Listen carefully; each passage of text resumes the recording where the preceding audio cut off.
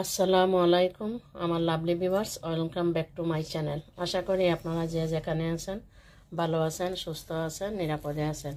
আলহামদুলিল্লাহ, আল্লাহর রহমতে আমি আমার ফ্যামিলির সবাইকে নিয়ে ভালো আছি। আপনারা যারা আজ আমার চ্যানেলে নতুন, আপনাদের সুস্বাগতম। আশা করি আমার চ্যানেলটা লাইক কমেন্ট দিয়ে সাবস্ক্রাইব করে রাখবেন। এছাড়া আমার second channel Golden Memory UK আর আমাদের হাজব্যান্ড ওয়াইফের চ্যানেল ওয়াইটি কাপল ইউকে চ্যানেলের সাথে কানেক্ট হওয়ার জন্য আপনাদের প্রতি অনুরোধ রইল। আর আপনারা যারা এতদিন থেকে আমাদের সাপোর্ট দিয়ে যাচ্ছেন, আমাদের সাথে রয়েছেন, আপনাদের জন্য রইল অনেক অনেক দোয়ার ভালোবাসা। আজ আবারও আমি আপনাদের সামনে আমার নতুন আরও একটি ভিডিও নিয়ে হাজির হলাম। আর আজকের ভিডিওটি হলো গার্ডেনিং ভিডিও। এখানে আমার বাসার ভিতরে আমার বেডরুমে উইন্ডোর সিলে আপনারা যেগুলো দেখতে পাচ্ছেন এগুলো হলো ডিফারেন্ট টাইপ অফ বেগুনের চারা গাছ। এখানে সবগুলো একই ধরনের নয়, বিভিন্ন ধরনের বিভিন্ন প্রজাতির বেগুনের চারা গাছ রয়েছে। আমরা ইংল্যান্ডের শীত প্রধান দেশে বাস করি, যার জন্য আমাদের বহু পূর্বে গার্ডেনের প্রস্তুতি নিতে হয়।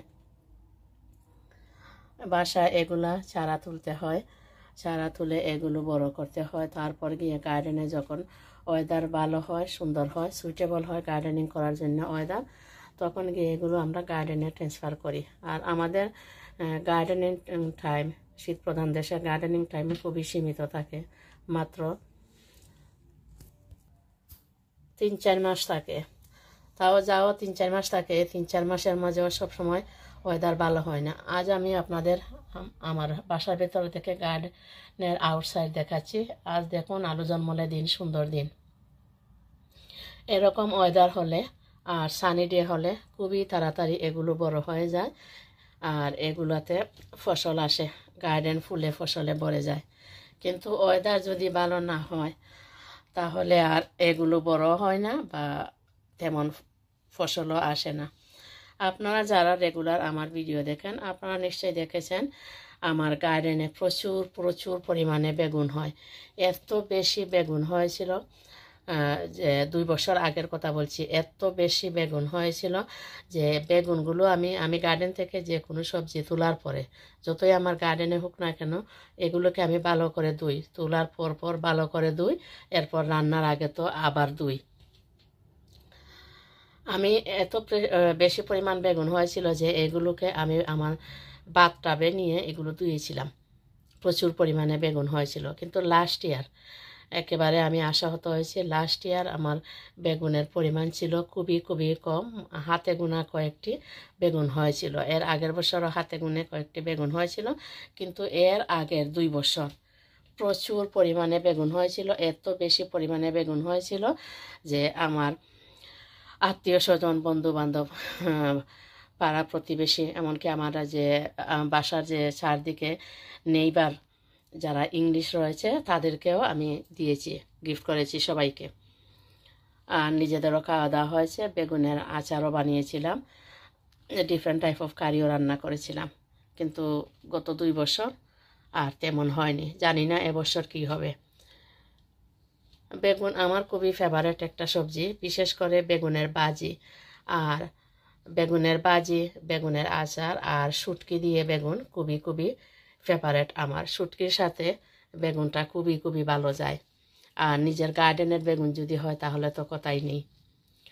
এখন আমি আপনাদের সাথে শেয়ার করছি কোন কোন জাতের বেগুনের চারাগুলো বীজ আমি রোপণ করেছিলাম আর এগুলো থেকে চারা উঠেছে। আর এর আগে যখন এগুলো চারা হয়, একেবারে বেবি চারা, তখন আমি আপনাদের সাথে শেয়ার করেছিলাম। আমার গার্ডেন, আমার চ্যানেলে অলরেডি ভিডিও একটি রয়েছে। আর এখন আমি আপনাদের দেখাচ্ছি যে গার্ডেনে নেওয়ার আগ মুহূর্তে এগুলা কোন অবস্থায় রয়েছে। 2-1 দিনের মধ্যে এগুলো আমি গার্ডেনে নিয়ে নিব, কারণ আলহামদুলিল্লাহ এখন আপনারা দেখুন ওয়েদারটা ভালো হচ্ছে। ভাবলাম গার্ডেনে নেওয়ার আগে এগুলো আমি একটি ভিডিও করে নিই। এখানে সবার আগে যেটা আমি আপনাদের দেখাচ্ছি, এখানে দেখুন লেখা রয়েছে বেগুন শিংনাথ। বেগুন শিংনাথ হলো গিয়ে লম্বা বেগুন। আমাদের দেশে যে দেখা যায় না যে অনেক বেগুন, লম্বা বেগুনের মধ্যে কয়েক ধরনের রয়েছে। চিকন লম্বা যে বেগুন সেটা, এর মধ্যে কয়েক জাতি রয়েছে। আর এটা হলো শিংনাথ। আমার গার্ডেনে যে যখন প্রচুর পরিমাণে বেগুন হয়েছিল তখন শিংনাতও ছিল। আর এরপর যেটা আপনারা দেখতে পাচ্ছেন সেটা হলো হোয়াইট লং বেগুন, লম্বা বেগুন। এটা অবশ্য আমাদের দেশীয় নয়, এটা হলো ইংল্যান্ডের নার্সারি থেকে আমি বীজ কিনে এনেছিলাম।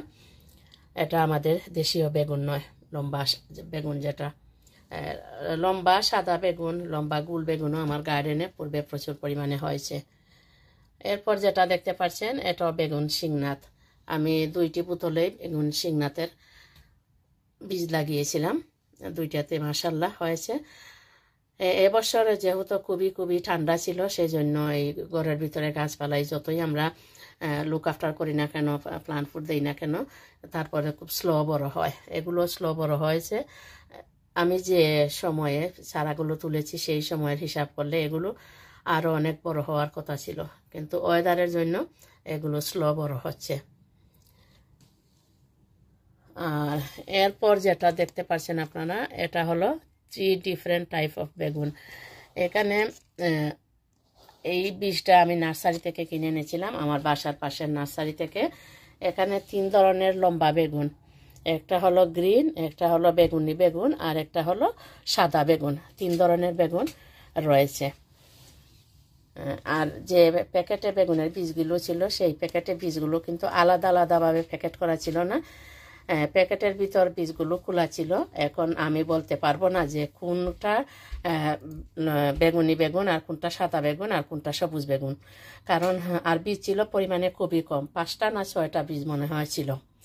আমি ভেবেছিলাম যে আলাদা প্যাকেট থাকবে 3 ধরনের বেগুনের বীজের, কিন্তু আলাদা প্যাকেট ছিল না, মাত্র একই প্যাকেট ছিল। আর তার মধ্যে বেগুনের বীজও ছিল একেবারে অল্প ছিল, 5-6টা ছিল।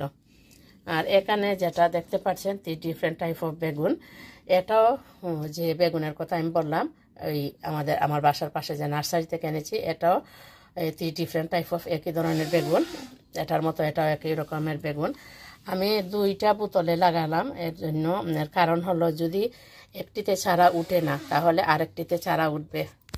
বীজের পরিমাণ কম হওয়ার দরুন 2টাতে তুলেছি, সন্দেহ ছিল যে উঠবে কিনা আর উঠার পরে জীবিত থাকবে কিনা, কারণ আমাদের যতগুলো চারা উঠে সবগুলো চারা কিন্তু গার্ডেনে নেওয়া পর্যন্ত জীবিত থাকে না। অনেক সময় অনেকগুলো চারা মরে যায়, আবার যদি লাকে ফেভার করে তাহলে চারা সবগুলোই ভালো থাকে। আর এরপরে এখানে যেটা দেখতে পাচ্ছেন সেটা হলো পার্পল কিং বেগুন, লম্বা বেগুন। এই বেগুনটার বীজ অবশ্য বাংলাদেশ থেকে আমি এনেছি।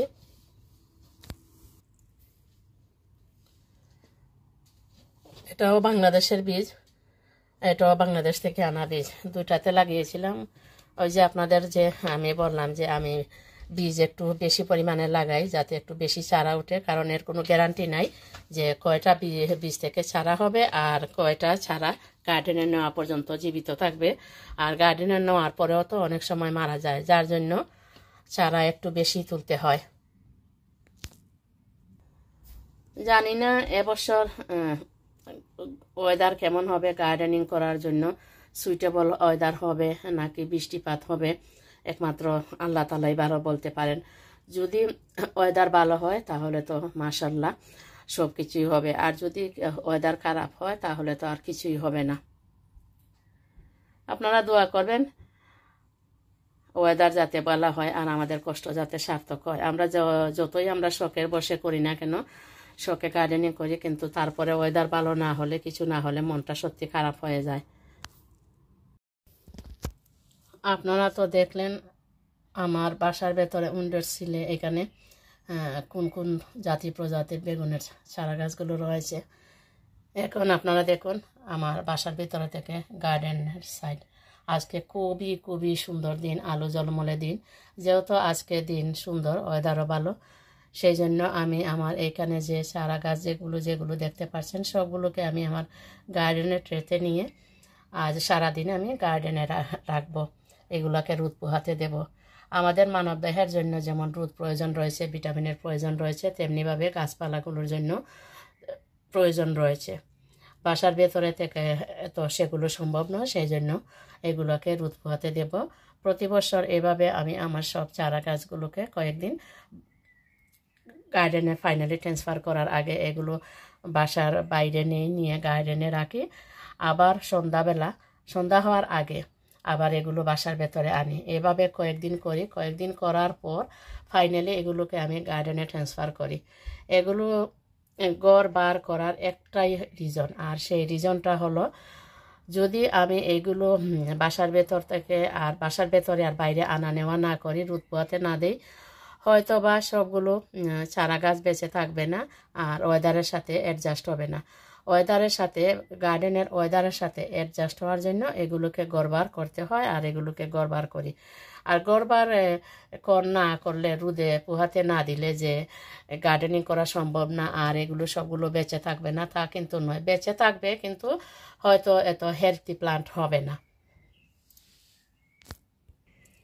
আমার এই চারা গাছগুলো যেন তার রোদের যে চাহিদা, সে চাহিদাটা পূরণ করতে পারে আর ওয়েদারের সাথে অ্যাডজাস্ট হতে পারে, সেজন্য আমি এগুলোকে আমার গার্ডেনের বাইরে রোদে দিব। সেজন্য এগুলোকে আমি একটা ট্রেতে নিয়ে নিচ্ছি। সবগুলোকে আমি গার্ডেনের ট্রেতে নিয়ে নিয়েছি। এবার এগুলো আমি গার্ডেনে নিয়ে যাচ্ছি। এখানে দেখুন, আমি গার্ডেনে একটি চেয়ারের উপর আমি ট্রেটা রেখেছি, আর ট্রের উপরে রয়েছে ডিফারেন্ট টাইপ অফ বেগুনের চারা গাছগুলো। আর আজকে আলহামদুলিল্লাহ দিনটা খুবই সুন্দর, সানি ডে, ওয়েদার খুবই সুন্দর। এগুলো আজ সারাদিন এখানে থাকবে, রোদ পোহাবে। এরপর সন্ধ্যার আগে আমি আমার বাসায় নিয়ে নেব। এভাবে কয়েকদিন করবো। এরপরে কয়েকদিন করার পরে ফাইনালি আপনারা এখানে দেখুন যে টবগুলো রয়েছে, এখানে যে আমার টবগুলো রয়েছে সেগুলো পুরোপুরি রেডি করা, এখানে আমি ট্রান্সফার করে নিব। আর এখানে দেখুন অলরেডি কয়েকটি টবে আমি আমার বাসার পাশের যে গার্ডেন সেন্টার থেকে যেগুলো কিনে এনেছিলাম সেগুলো অলরেডি আমি এখানে ট্রান্সফার করে নিয়েছি। আর শুধু বেগুন নয়, এখানে দেখুন ডিফারেন্ট টাইপ অফ নাগা, আর এখানে দেখুন different type of black chilli সহ অন্য ধরনের চিলি প্লান্ট রয়েছে। আজ আমি আপনাদের সাথে শেয়ার করলাম যে আমার কত ধরনের বেগুনের চারা গাছ রয়েছে, আমার বাসার ভেতরে কিভাবে ছিল, আবার এগুলো কেন আমি রোদ পোহাচ্ছি, গার্ডেনও কেন নিয়ে আসলাম। আশা করি আমার আজকের ভিডিওটা আপনাদের ভালো লাগবে। আপনারা যে যেখানে থাকুন ভালো থাকুন, সুস্থ থাকুন, নিরাপদে থাকুন। আবার অন্য কোনো ভিডিও অথবা ব্লগ নিয়ে আপনাদের সামনে হাজির হব। আর সেটা দেখার আমন্ত্রণ জানিয়ে আজকের মতোই এখানে শেষ করছি। আসসালামু আলাইকুম, আল্লাহ হাফেজ।